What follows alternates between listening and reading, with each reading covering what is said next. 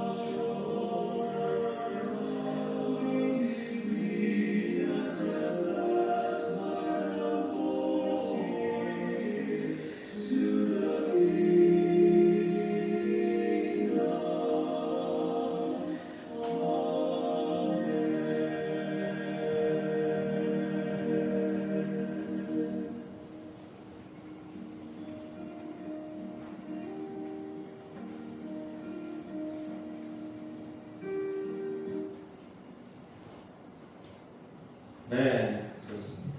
저희 필리핀 광부의 도미니칸 형제들이 참 많습니다. 그래서 언젠가는 저희 한국 공동체에도 저렇게 저거보다 훨씬 더 잘 노래를 부를 수 있기를 희망하면서, 지난 시간에 저희가 덕에 대해서 간단하게 이야기를 했습니다. 지난 시간에 얘기했던 것을 간단하게만 얘기하고 이제 넘어가겠습니다. 덕이 우리 삶의 어떤 해답이자 길잡이라고 제가 말씀을 드렸었습니다. 덕이 그래서 선한 습성을 이야기하고 어떤 선한 행위를 굉장히 자연스럽게 하도록 하는 그런 경향을 이야기합니다. 우리 몸에 대한 마음가짐을 이야기하고 덕을 갖춘 사람은 우리가 선한 행위를 굉장히 쉽게 또 굉장히 또 기쁘게 이렇게 하도록 합니다. 또 영혼의 여러 능력들이 정말 올바로 질서 지어진 그런 상태를 이야기합니다. 덕에서 몇 가지 주목할 점이 있습니다. 덕에서 참 중요한 요소가 우리 인간이 가지고 있는 지성, 그리고 습성, 혹은 습관이라고 하는데, 그리고 지성과 의지와 그리고 감정의 통합입니다. 우리가 항상 어떤 행위를 할 때 늘 우리의 감정에서부터 우리의 행위가 시작이 됩니다. 근데 이 감정이 올바르게 이 선한 행위로 갈 수 있도록 지성과 의지가 항상 함께 해야 합니다. 덕은 항상 반복되는 행위, 선한 행위의 실천을 통해서 우리가 덕 있는 사람이 되는 것이고요. 가장 중요한 것은 덕은 공동체적입니다. 우리 혼자서 덕을 실천할 수 있는 방법은 사실 없다고 할 수 있습니다. 하물며 덕을 실천하기 위해서 하느님이 꼭 필요합니다. 특히나 우리 향주삼덕이라고 하는 대신덕은 하느님의 은총 없이는 우리가 결코 받을 수 없는 그런 덕입니다.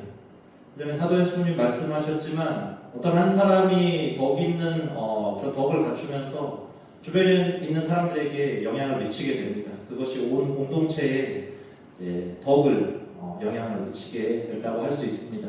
그래서 이 덕을 이야기하기 전에 하느님의 모상대로 창조된 우리 인간들이라고 대전제를 이야기했습니다. 하느님의 모상인 인간이라는 이 말부터 사실 모든 우리의 이야기가 시작이 돼야 합니다. 이 하느님의 모상대로 이렇게 창조되었다는 것은 우리가 본질적으로 하느님 안에 정말 깊숙이 속해 있는 정말 특별한 존재라는 것을 의미합니다. 우리의 모든 근원이 다 하느님께 있다는 뜻이고, 우리는 항상 하느님을 바라보고 하느님을 향하여 있는 존재라는 그런 아주 심오한 의미를 지니고 있습니다. 여기서부터 우리의 모든 이야기가 시작이 되어야 하겠습니다. 제가 항상 말씀드리는, 우리들은 하느님을 바라보는 해바라기들이라는 말이 정말 하느님의 모상인 인간을 가장 잘 표현한다라는 그런 생각이 듭니다.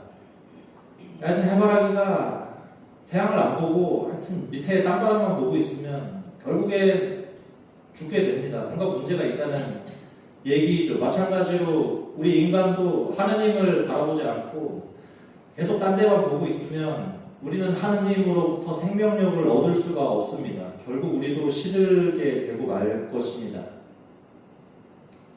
토마스 아퀴나스 성인이 신학대 그것이 바로 이제 사랑과 정결인데요. 사실 사랑이라고 적었지만 사실 참사랑을 의미합니다.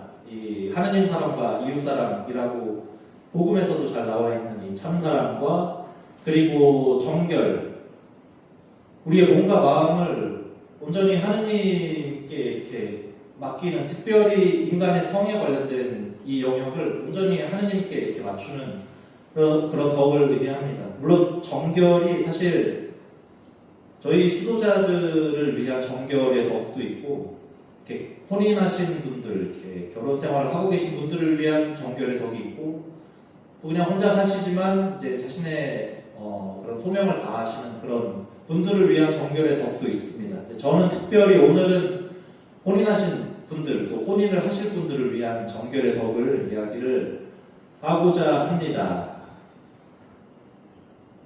다들 사랑이 무엇인지는 너무나 잘 알고 계실 것입니다. 사실 저보다 훨씬 잘 아시겠죠. 저는 결혼을 한 번도 해본 경험이 없습니다.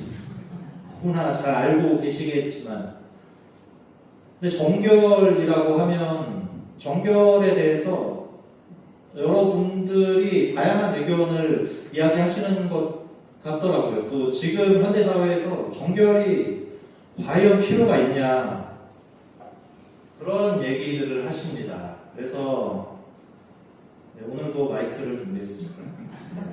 마이크가 정결이라는 말을 딱 들으면 어떤 그런 의미로 다가오시는지, 혹시 정결이라는 말을 들으면 너무 부정적인 그런 생각은 들지 않으시는지, 그거를 한번 제가 오늘도 몇 분 정도 여쭤보고 싶습니다. 또 이건 영상에 안 나오겠지만 또 진짜 영상 보시는 분들은 네, 소리로 잘 들어주시기 바랍니다. 그래서 제가 한번 정결이 무엇인지에 대해서 한번 저보다 근데 오히려 더 잘 아시고 계실 수도 있을 것 같아요. 제가 어떤 분에게 질문을 드려야 될지 정말 너무나 고민이 많이 됩니다. 안녕하십니까? 혹시 자매님 정결이라는 단어를 딱 들으면 어떤 생각이 가장 먼저 드시나요? 몸과 마음을 깨끗하고 귀하게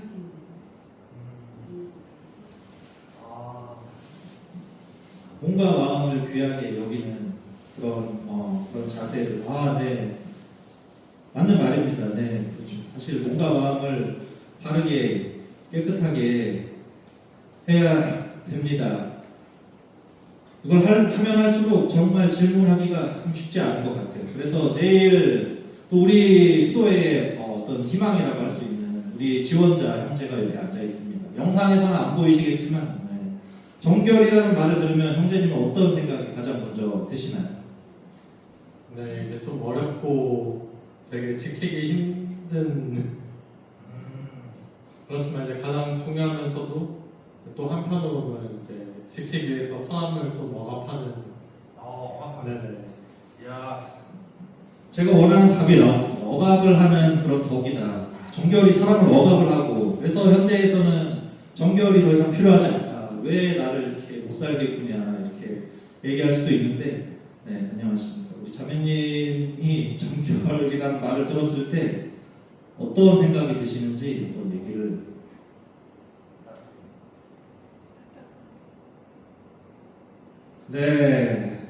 잘 들었습니다. 우리 자매님 혹시 정결이라는 말을 들으면 어떤 생각이 드시나요?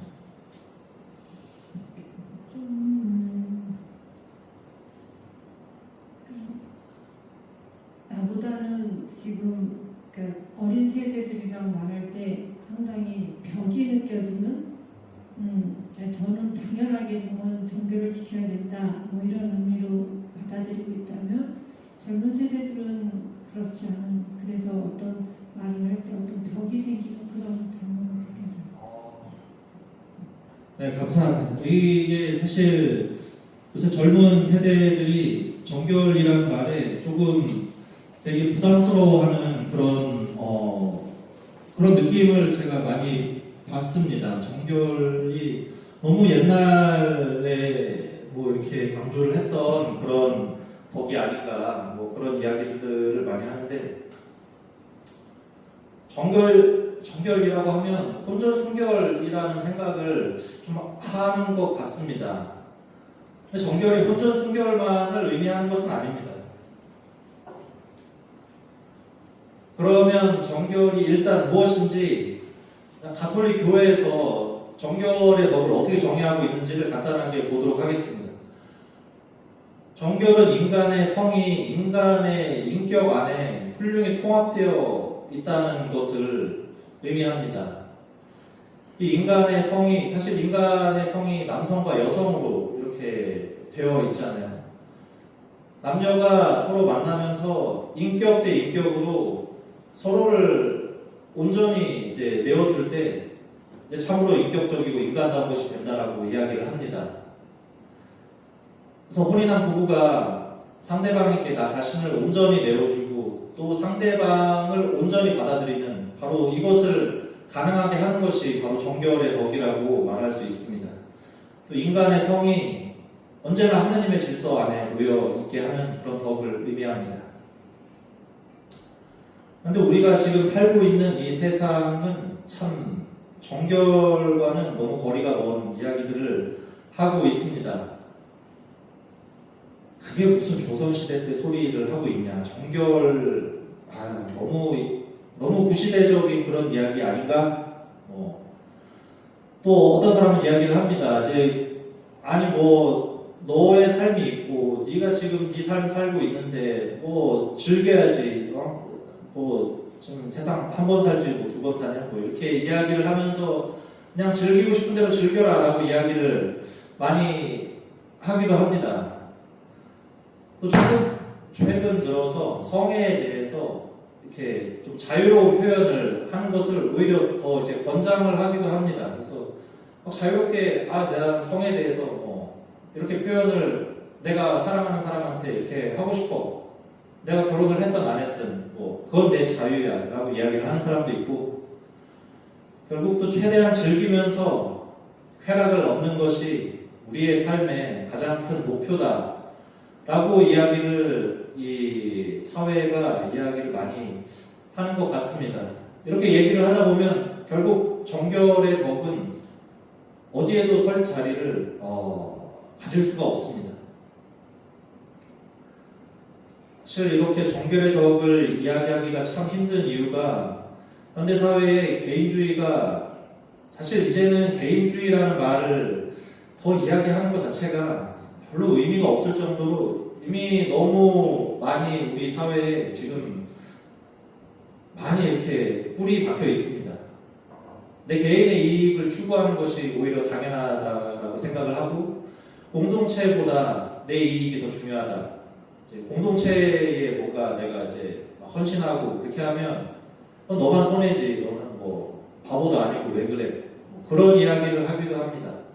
공동체가 뭐 저나 이렇게 이제 많은 투사님들 계시지만 가정 공동체가 사실 이 지구상에 훨씬 더 많습니다. 가정 공동체의 부모님이나 뭐 자녀가 이 가정이라는 공동체에 뭔가 헌신을 할 필요가 있는데 다들 이제 자기 이익이 더 중요하다 뭐 이렇게 이야기를 특히 자녀들이 그런 이야기를 많이 하는 것 같습니다. 그래서 개인주의 안에서 사실 뭐 객관적인 진리는 찾아보기가 힘듭니다. 공동체, 공동선을 위한 그런 진리는 그냥 어떤 내 개인적 이익을 추구해야 되는데 자꾸 이제 그 방해를 하는 그런 방해물로만 점점 생각을 하게 만듭니다. 이게 더 나아가서 감정적 주관주의라는 것이 있습니다. 이제 요한 바오로 2세 교황님이 이제 교황님이 되시기 이전에 쓰신 책에서 말씀을 하신 것인데 남녀간에 사랑을 할 때 개인적인 어떤 그런 감정과 자신의 경험에 초점을 맞춰서 이제 사랑을 평가를 하고 그런다는 주의입니다. 이 감정적 주관주의에 따르면 이제 자기 중심적이고 또 정말 시도 때도 없이 감정은 정말 이렇게 뭐 불변하지 않고 쭉 가지 않고 뭐 어떨 때는 정말 저 사람을 너무나 사랑하다가도 갑자기 감정이 식어서 저 사람 얼굴만 봐도 열불이 터진다 이렇게 되기도 하고 감정을 이렇게 딱 이렇게 할 수가 없는 것 같아요. 정말 불확실하고 너무나 가변적인 그런 개인의 감정이 사랑의 기준이 되어버립니다. 이 주관주의에 따르면. 근데 이 감정적 주관주의가 가치의 주관주의로 더 변질이 되게 됩니다. 이제 사랑에서 중요한 거는 하느님 사랑, 이웃 사랑, 이제 서로 사랑하고 부부간에 사랑해야 하고 부모와 자식간에 사랑해야 되고 이게 아니라 그냥 중요한 건 내 지금 감정이고 내가 지금까지 가져왔던 경험이다라고 이야기를 하게 됩니다. 자신의 감정과 경험에 따라서 이제 모든 가치를 자기가 스스로 이제 결정을 짓게 되는 겁니다. 가치를 판단할 때 굉장히 주관적인 다 사람들마다 경험이나 감정이 다 다른데 다 각자 가치를 어떤 사람은 이걸 최고의 가치로 두고 어떤 사람은 이건 최하의 가치로 두고 이렇게 되다 보면 이제 진리는 이제 더 이상 찾기가 이제 너무나 힘들게 됩니다. 이것이 이제 가치의 주관주의라고 하는데 결국 가치의 주관주의는 쾌락주의로 떨어질 수밖에 없습니다. 가치를 여러 가지로 이제 매기게 됩니다. 이제 개인주의를 바탕으로 나의 이익을 이제 생각을 해야 되니까 그리고 내 감정이 중요하고 내가 지금까지 경험했던 바에 따르면 이렇게 해야지 나에게 조금 더 이익이 되고 내가 조금 더 즐거울 수 있고 내가 조금 더 어떤 그런 쾌락을 느낄 수 있다라고 본인이 판단을 하게 됩니다. 결국 가치의 순서를 매기는 게 얼마나 나에게 많은 쾌락과 얼마나 나에게 많은 이익을 주느냐에 따라서 결정되어 버리게 됩니다. 너무나 위험한 그런 사상입니다. 근데 이 쾌락주의가 사실 알게 모르게 지금 너무나 많이 퍼져 있는 상황입니다. 이 쾌락주의는 그 뿌리를 공리주의라고 하는 곳에 이제 두고 있습니다. 뭐 최대 다수가 이제 최대 뭐 행복, 뭐 이제 행복 사실 거기서 말하는 행복이 사실 쾌락을 의미하는데 쾌락이 많으면 많을수록 그것이 바로 행복이고 그게 바로 선이다라고 이야기를 하는 주의가 바로 공리주의입니다. 가장 큰 문제가 이제 쾌락을 얻기 위해서 이제 상대방 나와 똑같은 인간을 이제 도구로 이용을 하게 됩니다.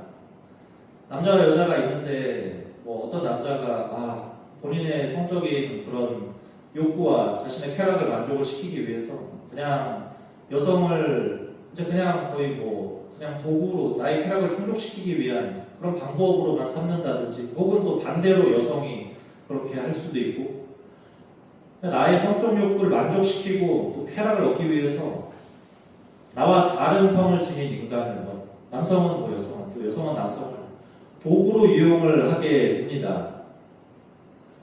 젊은 사람들이 뭐 이미 원나잇 뭐 몇십 년 전부터 이야기 나왔던 것 같은데 이제 하룻밤을 이제 별로 자기랑 오래 지내지도 않았던 그런 사이고 뭐 그런데 뭐 어제 만났는데 뭐 오늘 뭐 하룻밤을 보내고 이런 게 요새 드라마나 이런 걸 보면 이제 너무 일상적이 돼서 이제 식상할 정도입니다.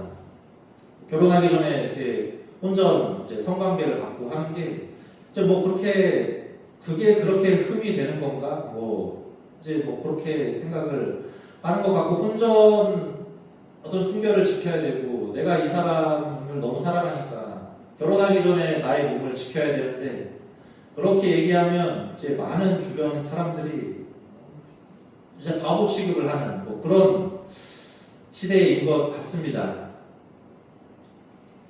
현대 사회에 사실 포르노그래피 우리가 흔히 이야기하는 그런 야한 동영상들이 사실 인터넷을 조금만 검색해서 클릭만 하면 누구나 너무나 쉽게 접근을 할 수가 있습니다. 단순히 뭐 그런 야한 동영상뿐만이 아니라 인터넷이나 뭐 TV 광고를 보면 너무나 그런 성적인 욕구와 그런 쾌락을 자극시키는 그런 영상이나 그런 이제 사진들이 너무나 많습니다.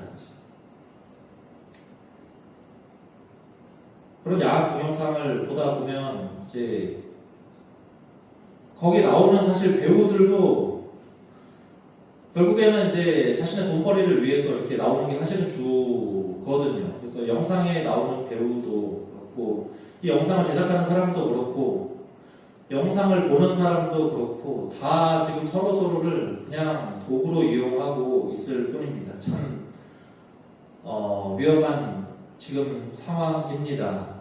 근데 뭐 우리가 흔히 뭐 그런 어떤 뭐 코미디 프로나 어떤 뭐 이렇게 그런 이제 가볍게 보고 넘어갈 수 있는 프로에서는 그냥 되게 야한 동영상을 그냥 가볍게 나 어제 뭐 봤는데 너무 쉽게 이야기를 하게 되는 것 같습니다. 그리고 이런 포르노그래피의 가장 큰 피해자는 역시나 아이들입니다.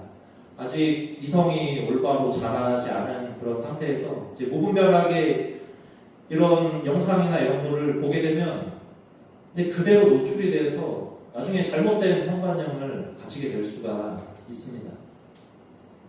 결국 쾌락이 모든 가치의 척도가 되게 되는 이 쾌락주의에서 우리가 지난번에 이야기했던 하느님의 참 행복과 그리고 진리는 어디에서도 찾아볼 수가 없습니다. 너무나 안타까운 현실 안에서 살아가고 있습니다. 물론 인간의 몸을 하느님이 단순히 너 쾌락 이렇게 충족하라고 너 즐기라고 그렇게 주신 몸이 당연히 아닙니다. 그래서 이 현대 사회를 살아가면서 너무 우리의 몸이나 또 우리의 어떤 감정 이런 것들의 어떤 참된 의미를 잊고 살아가는 것 같은데, 그래서 인간의 몸이 지닌 참된 의미를 좀 잘 생각을 해봐야 될 것 같습니다. 그래서 창세기에서 제가 인간이 하느님의 모상으로 창조되었다고 말씀을 드렸는데, 하느님께서 하느님의 모상인 인간을 만드실 때 남자와 여자로 창조를 하셨습니다. 하느님의 모상인 인간이 남자와 여자로 창조되었다라는 것은 제가 하느님의 모상이 우리의 어떤 삶의 대전제라고 이야기를 했던 것처럼 우리 삶의 또 하나의 대전제입니다. 하느님께서 남자와 여자로 인간을 창조하셨습니다. 그렇게 창조하신 목적에 분명한 그런 목적이 있을 것입니다. 창세기를 보면 사람이 혼자 있는 것이 좋지 않으니까 알맞은 협력자를 만들어 주겠다 라고 하시면서 이제 원래 아담이 있었는데 이제 하와를 창조하시게 되죠. 남자는 아버지와 어머니를 떠나 아내와 결합하여 둘이 한 몸이 된다. 남녀가 이제 부부가 되어서 결혼을 하면 이제 원래 있었던 가정에서 이제 떠나서 이제 본인만의 이제 새로운 가정 공동체를 만들게 됩니다. 이게 창세기 제일 처음에 나와 있는 부분입니다. 그렇게 남녀를 창조하시면서 하느님께서 축복을 내리십니다. 자식을 많이 낳고 번성하라고 하느님의 축복이거든요. 근데 이거를 이제 현대 사회에서 자식을 많이 낳아라라고 이야기를 하면 그게 무슨 지금 먹고 살기 바빠 죽겠는데 애기 생기면 네가 내 삶 책임질 거야 이런 식으로 이야기를 하는데 참 그렇습니다. 혼자 있는 것이 좋지 않기 때문에 알맞은 협력자를 하느님께서 창조를 하셨습니다.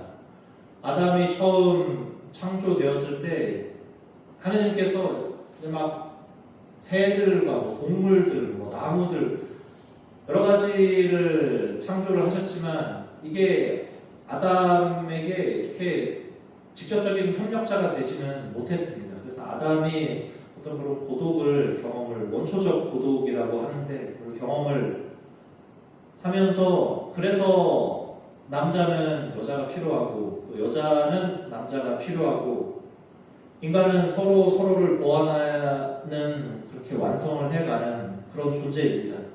그래서 남자와 여자가 서로를 위한 협력자들이라는 것을 창세기에서 이야기하고 있습니다. 남편과 아내를 결합하여 한 몸이 됐다. 이제 어떤 결혼을 해서 이제 부부가 되면 부부간에 이제 온전한 일치를 이루어야 한다는 것을 의미합니다.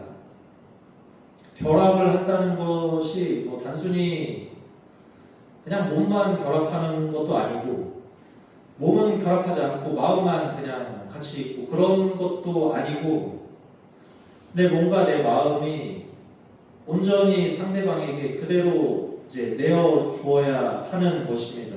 그래서 나 자신이라는 그 인격을 상대방에게 그대로 내어주고 또 상대방의 그 인격 그 자체를 나 자신이 그대로 받아들여주는 바로 그것을 이야기합니다. 그래서 부부관계 이제 부부간에 이제 하는 그런 성생활이 내 몸과 마음을 모두 상대방에게 주겠다라는 그런 어떤 열려있는 온전히 내어줌을 표현하는 것이라고 할 수 있습니다. 자식을 많이 낳고 번성하여라. 인간이 남자와 여자가 창조되었고 이제 한 몸이 되어서 가정 공동체를 이루는 그런 본질적인 특성을 지니고 있습니다. 당연히 아기를 가질 수 있는 정말 큰 축복을 가지고 있습니다. 생명애로 개방된 인간이라는 그런 의미를 지니고 있고 부부의 이 온전한 일치와 이 온전한 사랑으로 자녀라는 정말 소중한 선물을 받게 됩니다. 이렇게 되면서 하느님께서 이제 창조를 하시는데 우리 인간이 끊임없이 이제 자녀라는 선물을 이제 받게 되면서 끊임없이 창조 사업에 우리가 협력을 하게 되는 것입니다. 가톨릭 교회가 혼인에 대해서 두 가지 중요한 의미를 이야기하고 있는데, 이제 부부간의 일치, 그리고 저는 생명이라는 선물이라고 썼지만 물론 이제 출산의 의미, 이제 일치와 출산의 의미를 이제 강조를 합니다. 뭔가 생명이라는 선물을 우리는 받을 수 있는 정말 소중한, 그래서 특별한 하느님의 보상이라고 할 수 있습니다. 이렇게 남자와 여자가 서로 일치하여 이제 하나의 공동체를 이루고 또 생명이라는 선물을 받으면서 그 선물이라는 그 자녀들이 이제 더 크고 더 건강한 공동체를 만들어 가게 됩니다. 그래서 참사랑과 이 정결이라는 덕이 이렇게 하느님 보시기에 좋은 공동체를 이루어가는 그런 길잡이 역할을 하게 됩니다. 그럼 이제 참사랑의 덕이 어떤지 간단하게 보겠습니다. 참사랑의 덕을 이야기하기 전에 토마스 아퀴나스 성인이 감정이라는 것을 먼저 이야기합니다. 물론 저는 감정이라고 썼지만 이제 원래 이제 정념이라고 이야기를 하는데, 우리가 하는 모든 사랑은 사실 이 감정에서부터 시작을 합니다. 우리가 누군가를 만나보지도 않고 누군가와 뭐 이야기를 해보지도 않고 그 사람을 무슨 뭐 관념적으로 사랑하거나 그럴 수는 없습니다. 일단 그 사람이 누군지 일단 만나보고 그 사람이 나한테 뭔가 끌리는 게 있거나 꼭 끌리는 게 아니더라도 뭐 사랑이 아닌 다른 감정을 느낄 수가 있기 때문에, 그래서 감정이 항상 모든 행위, 특히 이제 사랑에 있어서는 감정이 항상 사랑의 출발점이라고 할 수 있습니다. 감각적 욕구에서 나오는 움직임을 감정이라고 토마스 아퀴나스가 이야기를 합니다.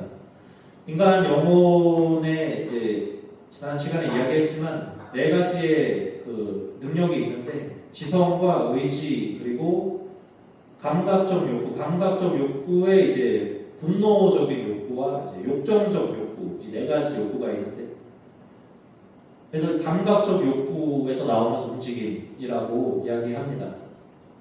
그래서 누군가 보거나 누군가를 만났을 때, 저 사람이 참 좋다라는 그런 감정을 그냥 본능적으로 이제 자연스럽게 느끼게 되고, 뭔가 저 사람이 좋으면 좀 더 같이 있고 싶어지는 그런 또 감정도 들게 됩니다.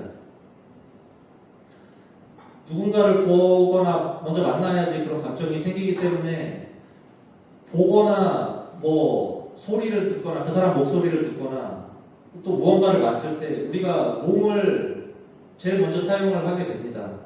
그래서 우리가 우리의 몸을 통해서 누군가를 인식하게 되고 무언가를 인식을 하게 됩니다. 그만큼 우리의 몸이 정말 중요한 역할을, 무언가를 할 때 어떤 출발점이라는 그런 이야기입니다. 사랑이라는 감정이, 무언가를 좋아한다는 감정이 가장 기본적인 감정입니다. 단순히 이제 사랑이 감정에만 머물면 이제 사실 그게 뭐 온전한 사랑이라고는 이야기를 할 수가 없습니다. 이제 감정으로서의 사랑이 이제 지성과 의지를 만나서 지성과 의지 안에서 통합돼서 더 고차원적인 그런 사랑의 형태로 나아가게 됩니다. 이거를 이제 토마스 아퀴나스 성인은 이제 우정적 사랑이라고 이야기를 했습니다. 우정적 사랑은 이게 뭐 그냥 친구 간의 사랑, 사실 그 이상을 이야기합니다. 친구란 어떤 사람에게 이 사람이 정말 하느님 안에서 행복하기를 내가 바라고, 또 이 사람한테 항상 이제 선한 일들이, 또 항상 이제 복된 일들이 일어나기를 내가 이렇게 바라는 그 사람을 이야기를 합니다. 그래서 우정적 사랑은 이제 그렇게 이제 막 하느님 안에 있기를 바라는 그 사람을 내가 이제 사랑한다는 것을 이야기를 합니다. 근데 이 우정적 사랑의 가장 위대한 형태가 바로 부부 간의 사랑이라고 성인이 이야기를 합니다.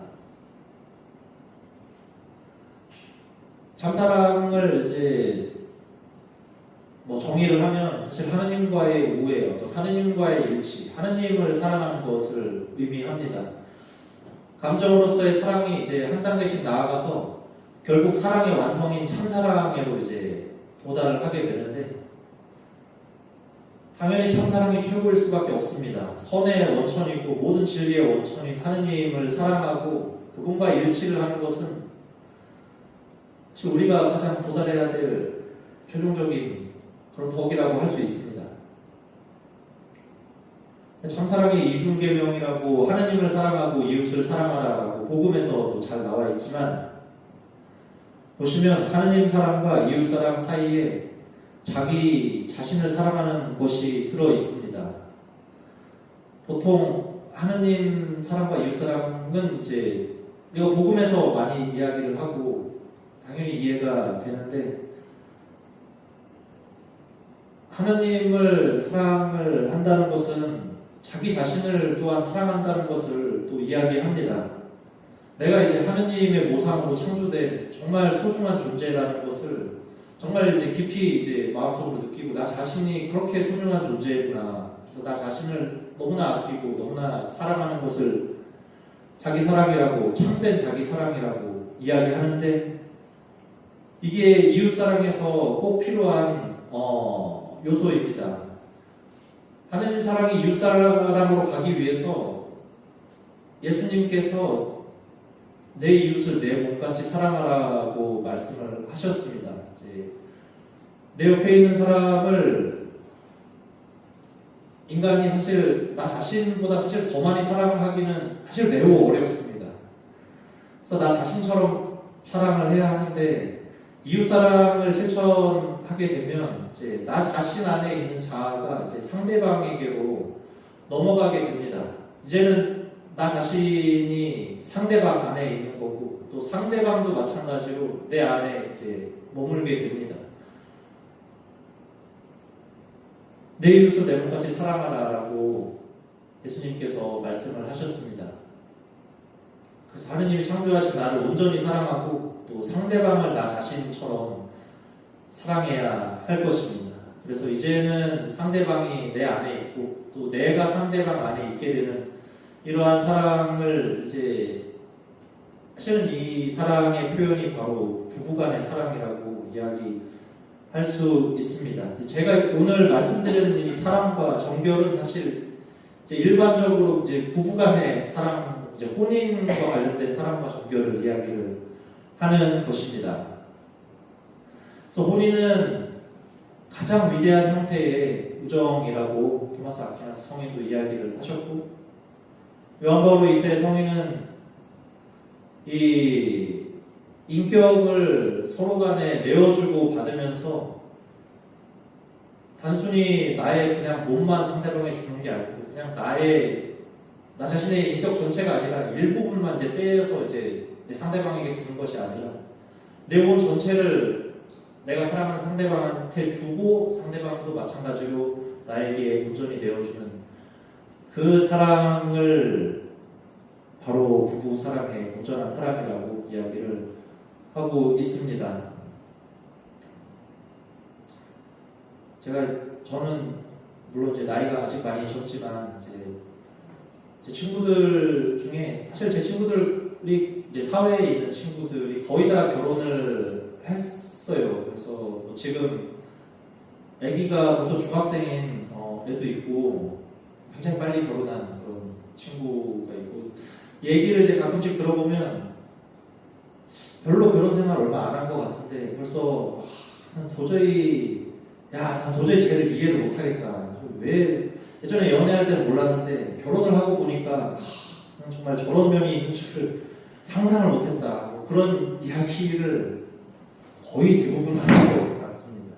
그래서 물론 이제 연애할 때는 이제 항상 좋은 면만 보여주고 싶으니까 이제 그럴 수 있겠죠. 근데 결혼을 근데 실제로 해서 공동체라는 거를 이루고 같이 살다 보면 분명히 이제 보여주고 싶지 않은데 이제 보여줘야 될 수밖에 없는 그런 상황일 겁니다. 그래서 참 실망도 하고, 뭐 어떤 사람은, 어떤 친구는 이제 헤어지고 싶다 뭐 그런 이야기도 하고, 뭐 근데 결혼 생활은 뭐 3, 4년밖에 안 했는데 그건 좀 더 살아봐야 되지 않겠냐. 물론 나는 결혼 생활을 안 했지만 뭐 다른 또 결혼 생활을 잘 하시는 오래 이렇게 잘 이어가시는 그런 분들도 있지 않냐 뭐 이런 이야기를 했었던 기억이 있습니다. 상호 인격적 자기 내줌의 사랑은 사실 상대방의 결점도 그대로 받아들여주는 그런 사랑을 의미합니다. 인간이 하느님의 모상으로 창조되었지만 불완전한 존재입니다. 그것을 우리 모두가 다 알고 있기 때문에 결점을 받아들여주고 함께 해주는 것이 바로 진정한 이 부부 공동체가 아닌가 생각합니다. 저희 수도의 공동체도 마찬가지입니다. 정말 어떤 분들은 물론 저는 아직 한참 후배 수사이기 때문에 표현을 잘 할 수 없지만 어떨 때는 잘 이해가 안 되는 신부님 왜 저러시지? 이해가 잘 안 될 때도 있지만 그런 면을 이제 보면서 함께 하면서 어떤 상대방의 결정을 보면서 그 사람의 진짜 인격을 이해를 하게 되는 것 같기도 합니다. 마찬가지로 신부님들도 저를 보면서 야, 쟤는 정말 쟤왜 저러나 진짜 그렇게 생각을 하실 것 같아요. 네. 정결의 덕입니다. 정결의 덕은 절제의 덕 안에 있는 특별한 덕이라고 토마스 아퀴나스 성인이 이야기하고 있습니다. 인간의 성을 담당하는 덕입니다. 그래서 인간 안에 있는 이 성적인 욕구와 또 성적인 감정들을 이 이성의 질서 안에 올바르게 이제 놓는 덕이라고 이야기할 수 있습니다. 이제 인간 이성의 어떤 이 질서가 사실은 이제 하느님의 질서에서 나온 것이라고 말할 수 있습니다. 그러니까 하느님의 모상으로 창조되었는데 그 창조되었다라는 증거가 바로 우리가 우리가 지성을 갖고 있다라는 그 점이 바로 우리가 하느님의 모상으로 창조되었다라는 그 증거인데, 따라서 인간의 성에 관한 영역을 하느님의 질서 안에 올바르게 놓는 덕을 정결의 덕이라고 말합니다. 정결의 덕이 이제 절제의 덕 안에 속해 있는 특수한 덕이라고 이야기를 합니다. 그래서 절제의 덕은 인간에게 가장 중요한 영역을 사실 담당하고 있습니다. 토마스 성인이 특히 절제가 인간이 이렇게 먹고 이제 막 음식을 먹고 또 이제 마시는 것, 술을 먹거나 음료를 먹거나 이런 이렇게 먹고 마시는 자기 생존과 관련된 것과 인간 전체의 생존에 관한 것, 이제 성에 관련된 것을 절제의 덕이 담당을 한다고 이야기를 하고 있습니다. 사실 먹고 마시는 것, 먹지 않고 물 안 마시면 우리 다 죽습니다. 결혼해서 아이를 낳지 않으면 우리 전부 멸종하고 말 겁니다. 가장 인간 삶의 기본적인 이 부분이기 때문에 그만큼 가장 이러한 관련된 행위를 했을 때 얻어지는 쾌락도 굉장히 사실 크다고 할 수 있습니다. 그래서 이 절제의 덕이 너무 과도하게 이러한 기본적인 것과 관련된 행위를 했을 때 이곳에서 얻어지는 쾌락이 너무 커서 너무 이쪽 쾌락에만 빠져들지 않도록 중용이라는 원리를 제시합니다. 쾌락이나 이런 게 사실 너무 없으면 아예 그 행동을 할 동기 자체가 아무것도 생기지가 않습니다. 항상 중용이라는 이 원리를 성인이 아리스토텔레스가 이야기를 했지만 토마스 아퀴나스 성인이 절제의 덕이 그만큼 중요하다라고 이야기를 했습니다. 덕에 대해서 지난 시간에 말씀을 드렸지만 이제 크게 사추덕이 있고 또 그리고 대신덕, 상주삼덕이라고 하는 대신덕이 이렇게 크게 있습니다. 보시면 아시겠지만 각각의 이 사추덕, 각각의 덕들이 인간 영혼의 각각의 능력을 이제 완성시키게 됩니다. 현명의 덕은 이제 지성을, 또 정의의 덕은 인간의 의지를 완성시키고, 용기는 분노적 욕구를 완성시키고, 절제는 욕정적인 욕구를 이제 완성시키게 됩니다. 절제가 보면 가장 하위에 있습니다. 그리고 현명이 가장 상위에 있습니다. 왜냐하면 이제 인간의 지성이 가장 상위에 있는 능력이라고 이야기하기 때문에 현명을 가장 최상위에 놓지만 절제의 덕이 실현이 올바로 되지 않으면 현명의 덕은 실현 자체가 불가능하게 됩니다. 왜냐하면 여기 욕정적 욕구, 막 이제 뭐 성적인 욕구들, 뭐 누군가를 사랑하고 뭐 그런 욕구들이 너무 이제 과도하게 이제 통제가 안 되고 막 이렇게 되면 여기서 얻어지는 쾌락 자체도 너무 과도해져서 이것들이 인간의 지성과 의지를 올바르게 쓸 수 없게 만들어 버립니다. 절제가 가장 하위에 있지만 절제가 가장 기본적인 덕이라고 할 수 있습니다. 대신덕을 보면 참사랑이 덕의 완성이고 다른 모든 덕의 원천이라고 할 수 있습니다. 근데 참사랑을 실천하기 위해서도 사실 절제의 덕이 무조건 필요합니다. 가장 최상위에 있는 덕을, 이 사랑의 덕을 온전히 실현하기 위해서 나 자신의 기본적인 욕구를 잘 이성과 의지 안에서 잘 통합을 하고 잘 다스려야 저 참사랑이라는 정말 위대한 사랑으로 갈 수가 있습니다. 어떤 인간이 지닌 그런 성적인 욕구와 그런, 저는 남자니까 제가 여자를 보고 느끼는 감정이나 또 여성이 남성을 보고 느끼는 그런 감정들이 사실 지극히 자연스러운 것입니다. 뭐 감정 자체가 내가 누구를 보고 막 첫눈에 반했어. 이거 자체가 너 그러면 안 되는데 왜 그랬어? 이게 죄거나 뭐 이렇게 악하거나 그런 게 사실 아닙니다. 자연스러운 것이기 때문에 다만 이것이 이제 지나치게 되면 이제 문제가 발생하게 됩니다. 인간의 성적인 욕구가 그 감정이 이성의 다스림을 벗어나게 되면 정말 위험한 결과를 낳게 됩니다. 사실 이 성적인 쾌락이 정말 강력한 힘을 가지고 있기 때문에 그래서 또 이성의 다스림을 벗어나기가 참 쉽습니다. 그래서 어떻게 보면 이 정결의 덕을 이렇게 실천하고 이렇게 가꾸어 나가기가 참 어렵기 때문에 그래서 오늘날에 너무 어렵고 인간의 성에 대해서 이게 너무 어렵고 달성하기가 힘드니까 장애물 같다라고 이야기를 하게 되면서 그래서 이 정결의 덕을 아예 그냥 포기하고 그냥 내가 조금 더 즐기고 그렇게 사는 게 그렇게 크게 문제가 되나 그런 이야기를 오늘날 하는 것 같습니다.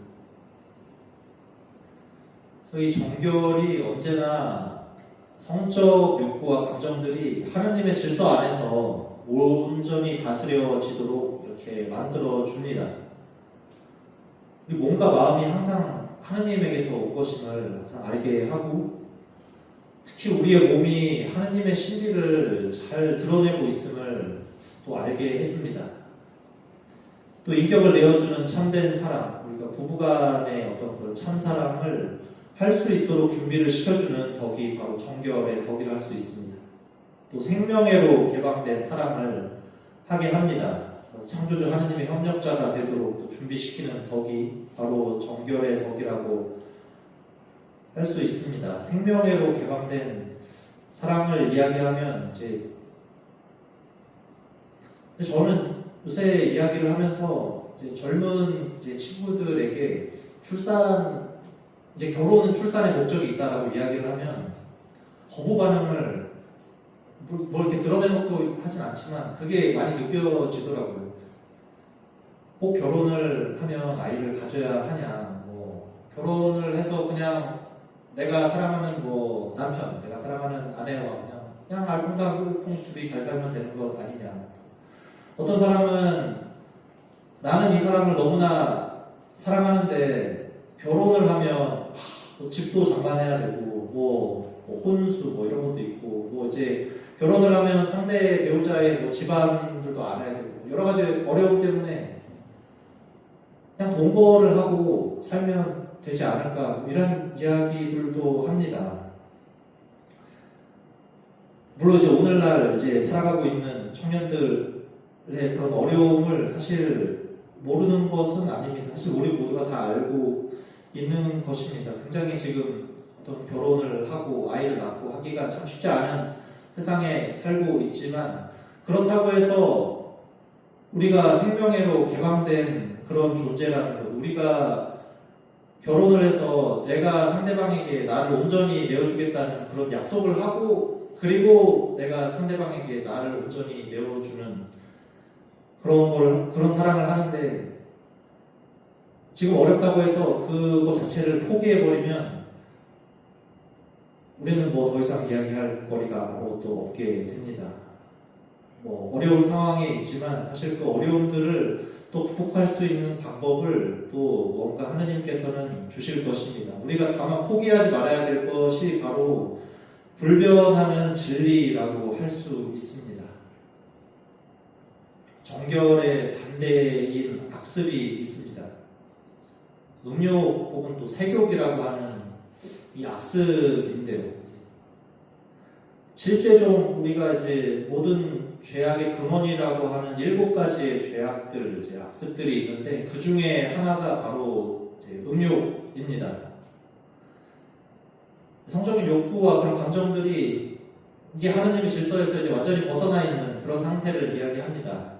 과도한 성적 쾌락을 이제 막 찾도록 어떻게 하면 이제 성적인 쾌락을 이제 과도하게 이렇게 얻어낼 수 있는지 그것에 이제 점점 이제 탐닉을 하게 되고 이게 너무 악습, 이제 습관이기 때문에 이제는 그렇게 하는 게 너무나 자연스러워지게 되는 거 그런 악습을 말합니다. 그래서 음욕은 욕정적 욕구가 오직 쾌락의 대상만을 찾도록 추구를 하게 만듭니다. 그래서 결국 이 악습이 지성과 의지가 제 역할을 하지 못하게 만듭니다. 진짜 문제가 있습니다. 우리가 어떤 성적인 쾌락을 이제 찾고 뭐 그냥 더 마음에 드는 사람 뭐 만나서 뭔가 그런 성적인 관계를 가지고 뭐 이제 그러면서 이제 쾌락을 얻고자 하는 그런 사람들이 사실은 자기 자신만을 바라보는 그런 사랑을 많이 하고 있습니다. 참된 자기 사랑이 이웃 사랑에 중요하다라는 말씀을 드렸는데 음욕의 악습을 가진 사람은 거짓된 자기 사랑을 하게 됩니다. 그냥 자기 자신의 어떤 쾌락을 자꾸만 이제 추구를 해서 그게 이제 자기 자신의 선인 양 이제 생각을 하게 만들게 되고 아까 말씀드렸지만 쾌락주의에서 인간이 같은 인간을 그냥 내 쾌락을 위한 도구로 사용하는 것처럼 이기적인 자기 사랑을 하게 만들게 됩니다. 쾌락을 얻는 것이 자신을 사랑하는 것이라고 착각을 하게 만듭니다. 그래서 정결은 참된 사랑을 자기 사랑을 통해서 내 이웃을 내 자신처럼 특히 내 배우자를 내 자신처럼 사랑하게 만들고 반면에 음욕은 거짓된 자기 사랑을 통해서 내 이웃, 이건 뭐 내 배우자뿐만이 아니라 나랑 다른 성을 가진 거, 남자는 여자, 여자는 남자, 내 쾌락을 위한 도구로 사용을 하게 만들게 됩니다. 또 우리 세상이 아까 말씀드렸지만 참 음욕을 막 이렇게 막 권장하는 그런 사회라고 느껴집니다. 뭔가 정결이라는 말을 들어보기가 쉽지 않지만 뭔가 성적인 광고나 뭐 이제 드라마나 뭐 여러 매체들에서 보면은 이제 성적인 그런 상징들 뭐 이제 뭐 남성과 뭐 여성의 성기를 뭐 상징하는 뭐 그런 이제 영상이나 그런 사진들을 이제 너무나 쉽게 볼 수 있는데 우리가 그냥 우습게 그냥 뭐 재밌네 하고 이렇게 넘어가는 경우들이 참 많은데 그 안에 결국 우리의 성이 그냥 쾌락을 위한 도구라는 그런 참 잘못된 메시지가 숨어 있다고 생각을 합니다. 우리가 경계를 많이 해야 될 것이라고 볼 수 있습니다. 이 영화 혹시 보신 분이 계실 겁니다. 이제 니마 그 강을 건너지 마오라는 영화를 제가 한 10년 정도 된 것 같은데 제가 영화관에서 봤습니다. 정말 이 할아버지 할머니 이제 나이가 이제 거의 다 이제 많이 드시고 영화에서 이제 할아버지는 이제 돌아가시게 되죠. 할아버지가 정말 할머니를 정말 너무나 이렇게 막 사랑을 하고 막 장난도 치고 막 이렇게 하는 모습이 너무 아름다워 보였던 그런 기억이 있습니다. 이분들이 바로 참 평범하신 분들이잖아요. 참 평생의 삶을 이제 같이 동반을 하고 같이 협력을 해온 두 사람의 어떤 평범하지만 또 모범적인 예가 아닌가 싶습니다. 분명히 이렇게 두 할아버지 할머니 부부가 이렇게 인생을 살면서 수많은 어려움들을 겪었을 것입니다.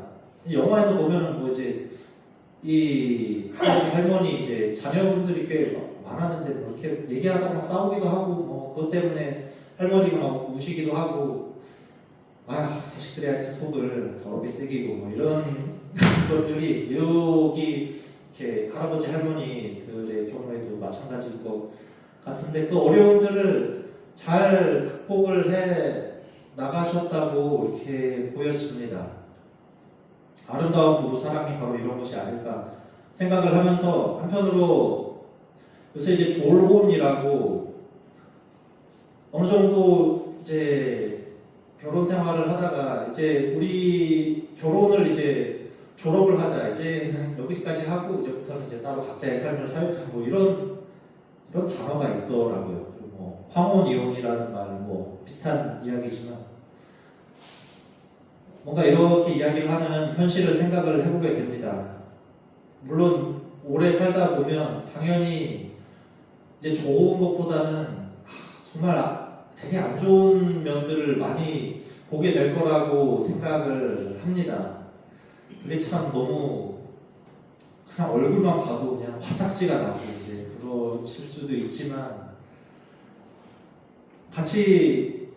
같은 길을 이제 같은 곳을 바라보고 이제 길을 걸어온 세월이 꽤 오래된 상황에서 그 안에서 서로를 공유하고 굉장히 보기 싫지만 그래도 같이 공감을 하고 그 안에서 이제 맺어진 것들이 참 많을 거라고 생각합니다. 그것을 우리가 이제 살면서 잘 또 발견하지 못하는 그런 것도 있는 것 같습니다. 수도 생활하면서도 사실 마찬가지라고 생각합니다. 같이 있으면 안 좋은 점을 많이 보게 됩니다. 가끔씩 이제 공동체가 이제 달라서 이제 가끔씩 보게 되는 주사님들이나 신부님들 보면 뭐 반갑고 정말 어떻게 잘 지내셨나요? 굉장히 이렇게 잘 나오는데 맨날 밥 같이 먹고 맨날 뭐 이렇게 하다 보면은 우리도 신부님이 뒤에 앉아 계시니까 여기까지만 하겠습니다. 그래서 우리는 하느님의 창조의 신비를 우리의 몸이 지닌 하느님의 창조의 신비를 항상 기억을 해야 할 것입니다. 성에 관한 우리의 몸과 마음이 항상 하느님의 질서 안에 있도록 해야 할 것입니다. 예수님께서 음욕을 품고 여자를 바라보는 자는 누구나 이미 마음으로 그 여자와 가늠한 것이다 라고 이야기를 하십니다.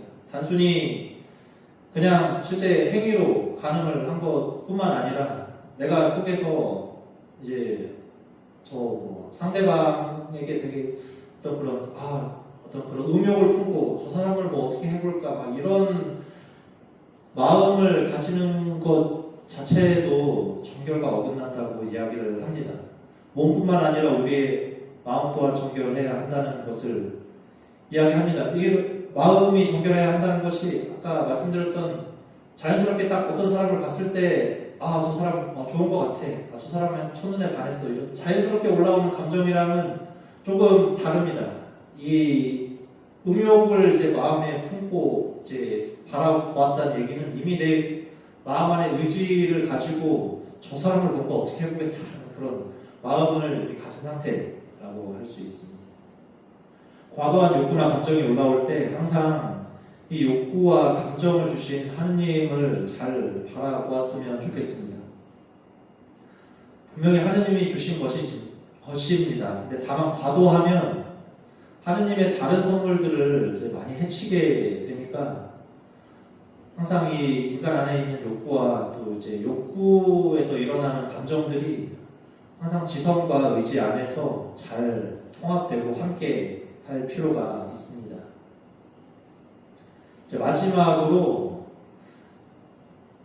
중요한 점이라고 생각합니다. 그래서 무엇이 진짜 정결이고 무엇이 거짓된 정결인지를 현대사회에서 잘 식별할 필요가 있다고 생각이 됩니다. 항상 교회의 가르침 안에서 잘 식별을 해야 하는데, 물론 다음 시간에 이제 제가 더 이제 구체적인 이제 예로 말씀을 드리겠지만,